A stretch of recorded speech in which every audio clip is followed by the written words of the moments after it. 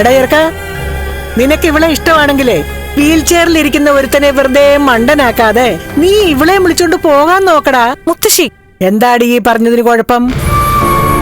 നിനക്കൊരു കുടുംബജീവിതമല്ലെന്ന് എല്ലാവർക്കും അറിയാം. ഇവനും.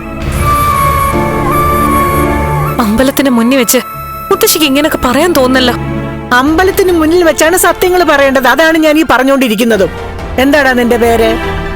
സാഗർ. ആ, പേരും കൊള്ളാം. എടാ സാഗരമേ, നീ ഇവളെയും കൊണ്ട് വല്ല കടലിലേക്കോ കായലിലേക്കോ അല്ലെങ്കിൽ ഏതെങ്കിലും കരയിലേക്കോ പോയി ജീവിക്കാൻ നോക്ക്. അതാ നല്ലത്. ദേ, ഇപ്പൊ സ്വർണമായിട്ട് ഒരുപാട് നിന്റെ കയ്യിലുണ്ടല്ലോ. കല്യാണത്തിന് നിന്റെ അമ്മ തന്നതും പിന്നെ നിന്റെ കെട്ടിയോൻ തന്നതുമായിട്ട് അതെല്ലാം ഇനി നിനക്ക് അവകാശപ്പെട്ടതാ.